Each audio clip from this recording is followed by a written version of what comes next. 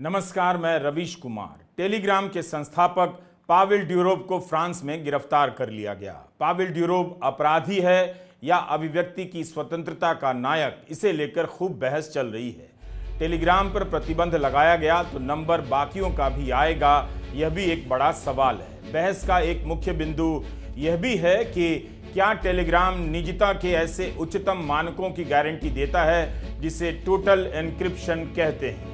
इसका एन्क्रिप्शन कितना सुरक्षित है। ड्यूरोव कहते हैं कि वे दखल देने में बिल्कुल विश्वास नहीं रखते।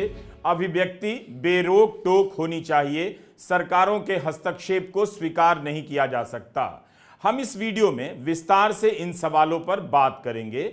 इस खबर में आपको इसलिए भी दिलचस्पी रखनी चाहिए कि दुनिया भर में अभिव्यक्ति की स्वतंत्रता पर कैसे उस तरह चलाया जा रहा है, यह जानना जरूरी है। कई बार सोशल मीडिया के ये प्लेटफॉर्म आपकी अभिव्यक्ति और जानने की स्वतंत्रता को कुचलते हुए पकड़े जा चुके हैं।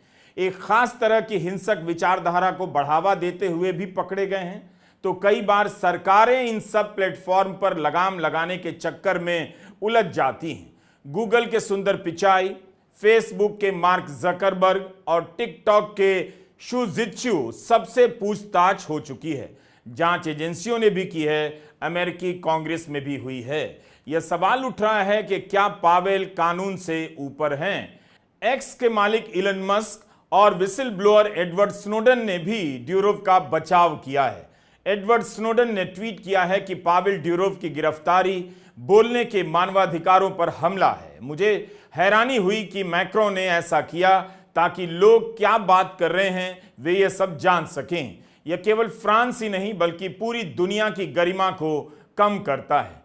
टेक्नोलॉजी और अभिव्यक्ति के अधिकार के बीच उलझे संबंधों पर बहस के दौरान सोशल मीडिया प्लेटफॉर्म एक्स पर #फ्री पावेल फ्री ड्यूरोव चल निकला है। सरकार और सोशल मीडिया प्लेटफॉर्म की इस लड़ाई में आपकी अभिव्यक्ति किस हद तक बची हुई है, यह बड़ा सवाल है। इसलिए यह देखना पड़ेगा कि लगाम प्लेटफॉर्म पर लगाया जा रहा है या आप नागरिकों पर, वरना आप नाम के नागरिक तो रह जाएंगे, जीवन गुलामों वाला रह जाएगा। 29 साल के पावेल ड्यूरोव को अभिव्यक्ति की स्वतंत्रता का हीरो क्यों माना जाता है? क्योंकि जब रूस ने कहा कि या तो अपनी कंपनी का सारा डेटा दे दो या देश छोड़ दो, पावेल ने देश छोड़ दिया, मगर अपने यूजर्स का डेटा पुतिन की सरकार के हवाले नहीं किया। सोशल मीडिया पर पावेल की तस्वीरें भरी पड़ी हैं। उनकी गिरफ्तारी को लेकर बहुत सारी बातें भी हो रही हैं। 2006 में पावेल ड्यूरोव ने फेसबुक जैसी कंपनी बना दी जिसका नाम रखा वी कॉन्टैक्ट। यह प्लेटफॉर्म चंद सालों में ही रूस में लोकप्रिय हो गया, मगर उसके बाद क्रेमलिन की नजर पड़ गई और ड्यूरोव पर यूजर्स का डेटा देने के लिए दबाव डाला जाने लगा। ड्यूरोव ने बताया कि 2011 के आसपास रूसी सुरक्षा बल उनके घर आ गए। रूस ने पावेल ड्यूरोव को उनकी फेसबुक जैसी वेबसाइट वी कॉन्टैक्ट पर विपक्षी नेताओं के पेज बंद करने के लिए कहा था। ड्यूरोव ने यह आदेश नहीं माना, बल्कि एक फोटो पोस्ट कर दिया जिसमें एक कुत्ते को हड्डी पहने और जीभ चिढ़ाते दिखाया गया। कैप्शन में बेखौफ होकर लिख दिया, खुफिया एजेंसियों ने मांग की है टेलीग्राम के समूहों को ब्लॉक कर दूं, उस पर मेरी आधिकारिक प्रतिक्रिया। रूसी सरकार ने अंततः उन्हें एक अल्टीमेटम दे दिया, वी कॉन्टैक्ट के यूजर्स का डेटा दे दो या कंपनी का नियंत्रण त्याग कर देश छोड़ दो। ड्यूरोव ने दूसरा विकल्प चुन लिया, रूस छोड़ दिया। निर्वासन की हालत में ड्यूरोव ने टेलीग्राम बना दिया। ड्यूरोव ने जिस रूस को छोड़ दिया, उस रूस ने उनकी गिरफ्तारी पर चिंता जाहिर की है और रूस और फ्रांस आपस में भिड़ गए हैं। रूस ने 2020 में टेलीग्राम से प्रतिबंध हटा लिया था, इसलिए इस मामले में रूस को भी संदेह की निगाह से देखा जा रहा है। पश्चिमी मीडिया का एक तबका ऐसे मौकों की तलाश में रहता ही है। गार्डियन ने लिखा है कि रूस के विदेश मंत्रालय ने उनकी गिरफ्तारी को लेकर फ्रांस की आलोचना की है। इस समय ड्यूरोव के पास रूसी पासपोर्ट के अलावा 3 अन्य देशों की नागरिकताएं हैं। फिर भी रूसी विदेश मंत्रालय ने गिरफ्तारी को लेकर फ्रांस पर हमला किया है। ड्यूरोव के पास फ्रांस की भी नागरिकता है।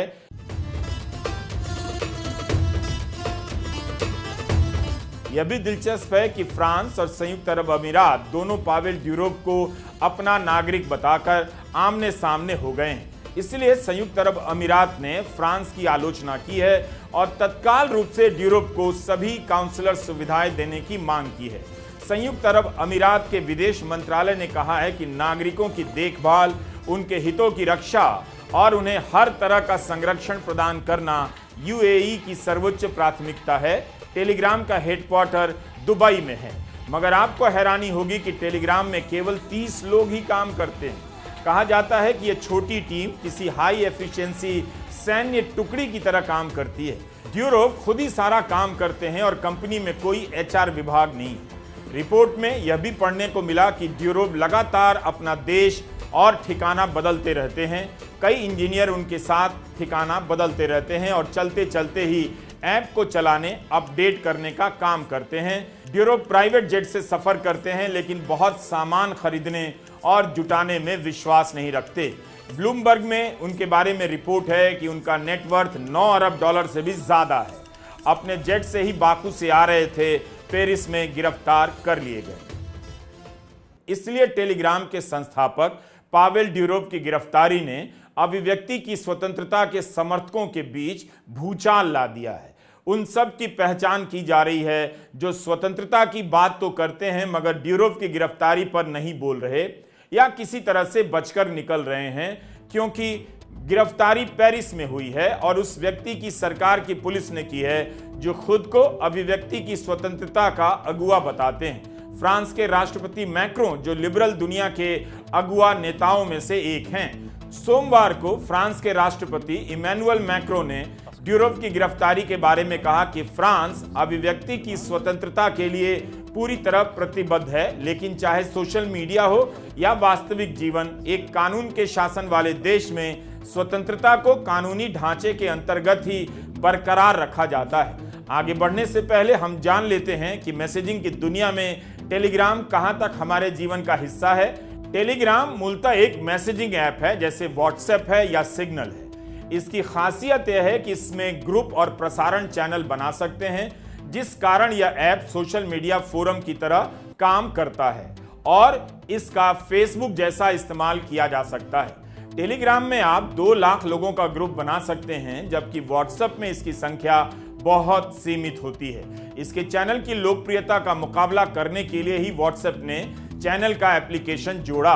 भारत में कोचिंग करने वाले या परीक्षाओं की तैयारी करने वाले लाखों छात्र टेलीग्राम पर सक्रिय रहते हैं। विषय के हिसाब से अलग अलग ग्रुप बना लेते हैं और वहां किताबों से लेकर लेक्चर की चर्चा करते हैं। कई बार पूरी की पूरी किताब भी भेज देते हैं, जो कॉपीराइट नियमों के हिसाब से गलत है। टेलीग्राम में आप कितनी भी बड़ी मीडिया फाइल हो, वीडियो फाइल हो, भेज सकते हैं और उसकी क्वालिटी काफी अच्छी होती है।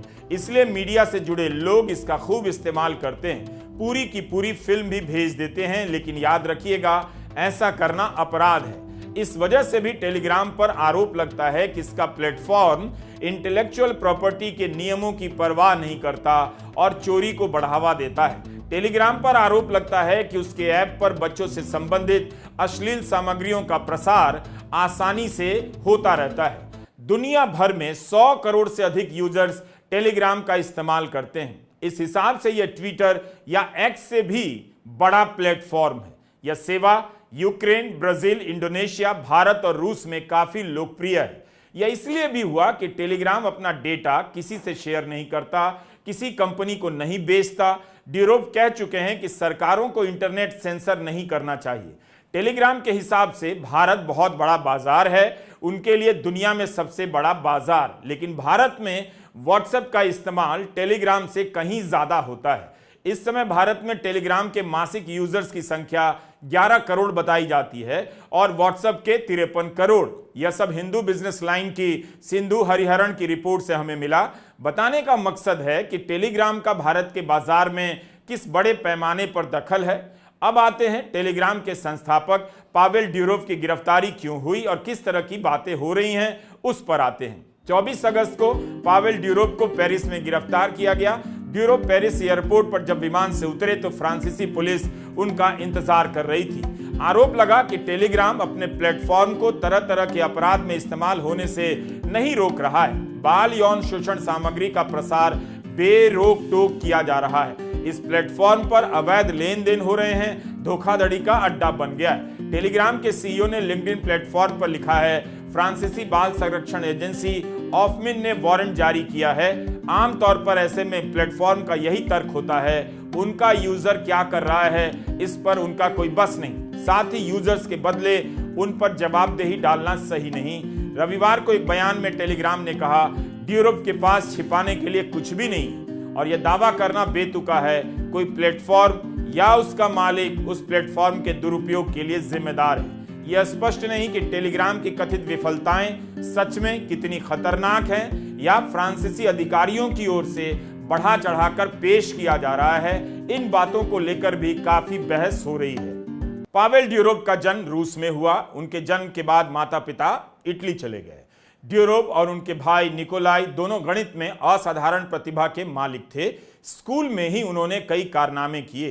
पावेल ड्यूरोब को लेकर कई अखबारों में प्रोफाइल छप रही है। न्यूयॉर्क टाइम्स में पॉल मोजुर और एडम सेटेरियानो की लंबी रिपोर्ट छपी है। इस लेख से थोड़ा तो अंदाजा मिलता है कि अमेरिकी मीडिया का वो हिस्सा पावेल ड्यूरोब की गिरफ्तारी को कैसे देखता है जिसे वर्तमान सरकार का समर्थक माना जाता है, एस्टेब्लिशमेंट का माना जाता है। न्यूयॉर्क टाइम्स ने लिखा है कि ड्यूरोब हमेशा से आजाद अभिव्यक्ति और सत्ता विरोधी लहर के हिमायती रहे हैं और टेलीग्राम भी इसी बुनियाद पर बना है। यही कारण है कि टेलीग्राम रूस, ईरान में उन लोगों के बीच लोकप्रिय हुआ जो सत्ता विरोधी विचारधारा के थे।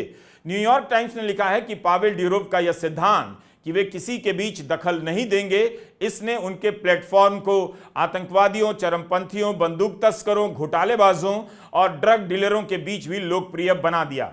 इसके बाद भी न्यूयॉर्क टाइम्स के लेख में उन्हें इंजीनियरिंग क्षेत्र का ईमानदार लीडर कहा गया है, जो अपनी ऐप की विशेषताओं को बेहतर करने में पैसे को भी दांव पर लगा देते हैं। रूस छोड़ने के बाद ड्यूरोब और टेलीग्राम के अन्य इंजीनियर घुमक्कड़ी का जीवन जी रहे हैं। हर कुछ महीने पर वो अपनी लोकेशन बदलते हैं। बार्सिलोना, बर्लिन, हेलेंसिकी और सैन फ्रांसिस्को जैसे शहरों में रह चुके हैं। यही कारण है कि सोशल मीडिया के तमाम प्लेटफॉर्म पावेल ड्यूरोब की तस्वीरों से भरे पड़े हैं। इंस्टा पर ड्यूरोब की ये तस्वीरें बता रही हैं वे खुद को हीरो की तरह पेश करते हैं। इंस्टाग्राम पर ड्यूरोब एक सोशल मीडिया हीरो या इन्फ्लुएंसर की तरह नजर आते हैं। लोगों को शराब ना पीने की हिदायत देते हैं, अपनी एक्सरसाइज की वीडियो और बिना शर्ट वाली तस्वीर पोस्ट करते हैं। युवाओं में बहुत लोकप्रिय हैं। 1.5 मिलियन फॉलोवर हैं। लेकिन आप फॉलोवर बढ़ाने के लिए शर्ट ना उतारा करें, एक्सरसाइज जरूर कर लिया करें। देखने से लगता है कि ड्यूरोब खुद को रॉबिन हुड की तरह पेश करते हैं।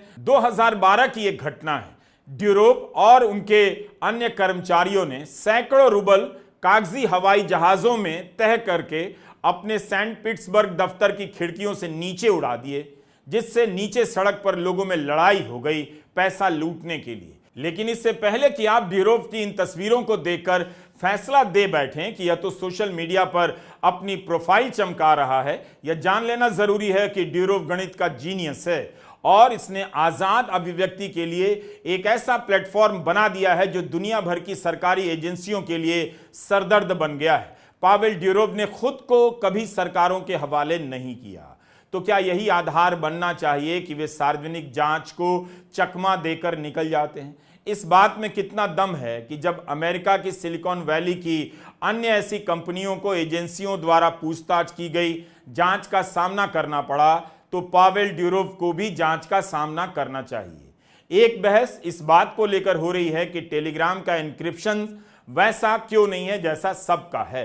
व्हाट्सएप दावा करता है कि वह एंड टू एंड एन्क्रिप्शन की सुविधा देता है, यानी बीच में कोई भी संदेश नहीं पढ़ सकता, व्हाट्सएप भी नहीं। लेकिन गार्डियन ने टेलीग्राम के एन्क्रिप्शन के बारे में लिखा है कि जब तक टेलीग्राम का यूजर गुप्त चैट बनाकर चैट नहीं करता, उसके संदेश को टेलीग्राम भी पढ़ सकता है। फिर गुप्त चैट की सुविधा गुप्त और प्रसारण चैनलों के लिए उपलब्ध नहीं है। गार्डियन ने यह भी लिखा है कि सुरक्षा के प्रति इस दृष्टिकोण के बावजूद टेलीग्राम ने लंबे समय से उन समुदायों को आकर्षित किया है जिन्हें मुख्य धारा के प्लेटफॉर्म पर जगह नहीं मिलती है, जैसे क्रिप्टो करेंसी के समर्थक, एंटी वैक्सीन कार्यकर्ता। हुआ यह कि फेसबुक जैसे सोशल मीडिया नेटवर्क पर इन सबके खिलाफ कार्रवाई करने के लिए दबाव पड़ने लगा। तब वहां से ये लोग भागकर टेलीग्राम पर आए। कई फांसीवादी समूह भी टेलीग्राम पर सक्रिय हैं। यह भी पढ़ने को मिला कि पिछले कुछ वर्षों में टेलीग्राम से बाल यौन शोषण या हिंसा भड़काने वाली सामग्री हटाई गई है, लेकिन अधिकारी अक्सर ड्यूरोव द्वारा सहयोग की कमी से निराश होते हैं। सुरक्षा विशेषज्ञ यह भी चेतावनी देते हैं कि उच्चतम एन्क्रिप्शन मानक ना मानने के कारण यह ऐप उतनी सुरक्षित नहीं है जितना दावा किया जाता है। टेलीग्राम, व्हाट्सएप और सिग्नल के बीच प्रतिस्पर्धा की स्थिति रहती है। पावेल ड्यूरोव बयान दे चुके हैं कि व्हाट्सएप 13 वर्षों तक सर्विलांस का जरिया था। कोई भी ऐप का इस्तेमाल कीजिए, व्हाट्सएप का मत कीजिए। अब सिग्नल के संस्थापक मॉक्सी कह रहे हैं टेलीग्राम आपके मैसेज से क्या क्या कर सकता है और निजी जीवन के बारे में क्या कुछ जान सकता है, इसकी कोई सीमा नहीं। मॉक्सी ने लिखा है कि फ्रांसीसी राजनेताओं और कैबिनेट सदस्यों के लिए शायद बहुत देर हो चुकी है। भले ही वे अब अपने सभी संदेशों को हटाने का प्रयास करें, टेलीग्राम टीम केवल संदेशों को हटाए गए के रूप में चिन्हित कर सकती है, लेकिन वास्तव में उस डेटा को नहीं हटाएंगे जो उनके पास पहुंच चुका है। रूसी टेलीग्राम टीम फ्रांसीसी राष्ट्रपति के हर एक मैसेज को हासिल कर सकती है। भारत में भी सरकार इस बात को लेकर जांच कर रही है कि आपराधिक गतिविधियों में टेलीग्राम का इस्तेमाल किस हद तक हो रहा है। माना जाता है कि यह प्लेटफॉर्म लीक हुए परीक्षा के पेपर, चाइल्ड पोर्नोग्राफी, स्टॉक मूल्यों में हेरफेर और जबरन वसूली के काम में भी इस्तेमाल हो रहा है।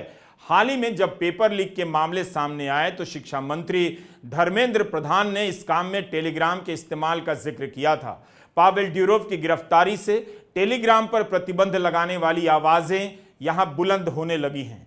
कई साइबर एक्सपर्ट ने टेलीग्राम की तुलना डार्क वेब से की है। माना जाता है कि हर तरह की अवैध गतिविधियां डार्क वेब में होती हैं, मगर यह सब आरोप तो सभी प्लेटफॉर्म पर लगाए जाते हैं। क्या उनके प्रमुखों को गिरफ्तार कर लिया जाए? फ्रांस ने आरोप लगाया कि टेलीग्राम ने नुकसान पहुंचाने वाले कंटेंट को नियंत्रित नहीं किया, कानून और प्रशासन से सहयोग नहीं किया, इसलिए गिरफ्तारी हुई। लेकिन सवाल उठ रहा है कि यूजर्स के व्यवहार के लिए क्या कंपनी के संस्थापक या सीईओ को गिरफ्तार किया जा सकता है? पावेल ड्यूरोव की लड़ाई केवल सरकार से नहीं, सोशल मीडिया के दूसरे प्लेटफॉर्म से भी रही है। कंटेंट कंट्रोल को लेकर एप्पल से भी भिड़ गए। इस कारण से टेलीग्राम पर कई बार प्रतिबंध लगाने की भी कोशिश हुई। इंटरनेट ब्लॉक से बचने के लिए इस्तेमाल किए जाने वाले वीपीएन सॉफ्टवेयर के निर्माता सर्फ शार्क के अनुसार टेलीग्राम को 31 देशों में अस्थायी या स्थायी प्रतिबंधों का सामना करना पड़ा है। अप्रैल में टकर कार्लसन के साथ ड्यूरोव एक साक्षात्कार में कहते हैं, अमेरिका की एफबीआई एक टेलीग्राम प्रोग्रामर को हायर करने का प्रयास कर रही थी ताकि अमेरिकी सरकार उसके यूजर्स का डेटा ले ले। एफबीआई ने इस टिप्पणी का जवाब नहीं दिया है। सोचिए, 30 लोगों की टीम से टेलीग्राम चलता है और तब भी टेलीग्राम ने सबकी नाक में दम कर दिया है। कुल मिलाकर सबकी नजर आपके डेटा पर है। कई बार कंपनियों की भी नजर होती है, कई बार सरकार की भी, कि आप किससे क्या बात कर रहे हैं, कौन सी साइट पर जाते हैं, क्या खरीदते हैं, किस तरह की विचारधारा रखते हैं। टेलीग्राम यूक्रेन में भी काफी लोकप्रिय है। अब आते हैं इस सवाल पर कि टेलीग्राम यूक्रेन में क्यों इतना लोकप्रिय है। टाइम पत्रिका में इस पर रिपोर्ट है। वेरा बर्गन-ग्रुएन ने लिखा है कि यूक्रेन और रूस युद्ध के दौरान टेलीग्राम क्यों लोकप्रिय हुआ। बताया है कि दोनों देशों में युद्ध को लेकर इसका इस्तेमाल इस कदर बढ़ गया है कि अब इसके बिना युद्ध की कल्पना आप नहीं कर सकते। यूक्रेन के राष्ट्रपति ज़ेलेंस्की सहित यूक्रेन सरकार के तमाम अधिकारी अंतर्राष्ट्रीय समर्थन जुटाने से लेकर हवाई हमलों की चेतावनी तक के लिए इस ऐप पर निर्भर हैं। मुख्य धारा से अलग कर दिए गए रूस के विपक्षी चैनल भी टेलीग्राम का इस्तेमाल करते हैं। रूस का सरकारी तंत्र भी इसका इस्तेमाल करता है। रूस और यूक्रेन दोनों पक्षों के नागरिकों के लिए यह सूचना का मुख्य हथियार बन चुका है। वेरा लिखते हैं कि टेलीग्राम की ताकत भी यही है और इससे खतरा भी इसी कारण से है कि इस ऐप में कंट्रोल हासिल करना मुश्किल है। टेलीग्राम में ऐसे कई फीचर हैं जिनके चलते यह जनसंचार का एक प्रबल उपकरण बन जाता है। इसी से यह सरकारी युद्ध प्रोपेगेंडा का प्रमुख औजार बन चुका है। व्हाट्सएप आदि सेवाओं पर नकेल कसी जाने के बाद उनका दुरुपयोग कुछ कम हुआ है, लेकिन टेलीग्राम का इस्तेमाल फ्रिंज ग्रुप और अवैध गतिविधियों में शामिल तत्व भी बेधड़क तरीके से कर जाते हैं। टेलीग्राम ने टाइम को इन बातों पर कोई प्रतिक्रिया नहीं दी है। टेलीग्राम को लेकर कितनी तरह की बातें हो रही हैं। एक तरफ इसे मुक्त अभिव्यक्ति का सबसे मजबूत माध्यम बताया जाता है, तो उन्हीं कारणों से इसे अपराधियों का अड्डा भी। पता चल रहा है कि यह माध्यम सरकारों के लिए कितना सरदर्द बन चुका है और जनता के बीच कितना सशक्त हथियार। अपराधों पर लगाम लगाना सरकारों का काम है। अगर उन्होंने ड्रग्स के कारोबार को ठीक से नियंत्रित कर लिया होता तो बहाना बनाने के लिए टेलीग्राम की जरूरत नहीं पड़ती। इस वीडियो के लिए रिसर्च के दौरान यूनिवर्सिटी ऑफ सिडनी के डॉक्टर टिमोथी कोस्की के एक लेख पर नजर पड़ी। यह लेख हाल ही में द कन्वर्सेशन नाम की पत्रिका में छपा है। इसमें कोस्की लिखते हैं, ड्यूरोव की गिरफ्तारी इस सवाल को उठाती है कि किसी भी प्लेटफॉर्म पर मौजूद सामग्री के लिए उस प्लेटफॉर्म की कितनी जवाबदेही बनती है। टेलीग्राम दुनिया भर में काम करने वाला प्लेटफॉर्म है। जाहिर है ऐसे प्लेटफॉर्म का टकराव कई देशों के कानूनों से होगा। अगर किसी प्लेटफॉर्म पर प्रतिबंध लगता है तो उसका असर दुनिया भर में पड़ता है, इसलिए इन्हें कंट्रोल करना जटिल हो जाता है और अंत में हो भी नहीं पाता। रूस की तरफ से दबाव दिया जा रहा है कि टेलीग्राम युद्ध विरोधियों की जानकारी दे दे। दूसरी तरफ अभिव्यक्ति की आजादी लड़ने वाले लोग टेलीग्राम को अपना प्लेटफॉर्म मानते हैं और किसी भी तरह के प्रतिबंध का विरोध करते हैं। डॉक्टर कोस्की की इस बात को ध्यान से सुना जाना चाहिए कि अगर पावेल ड्यूरोव पर आरोप लगाकर सफलतापूर्वक मुकदमा चलाया जाता है तो इससे पूरी दुनिया में ऐसे प्लेटफॉर्म के मालिकों के खिलाफ भी कार्रवाई करने का आधार तैयार हो जाएगा। मतलब आज पावेल ड्यूरोव की बारी आई है तो कल जकरबर्ग की भी आ सकती है।